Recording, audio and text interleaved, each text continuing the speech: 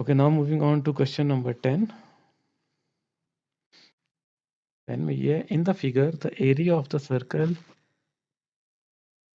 O is 9 pi. What is the area of ABCD?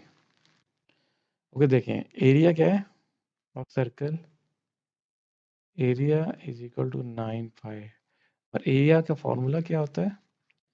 Area is equal to pi r square, pi r square is equal to 9 pi, तो r square is equal to 9 taking under root r is equal to 3,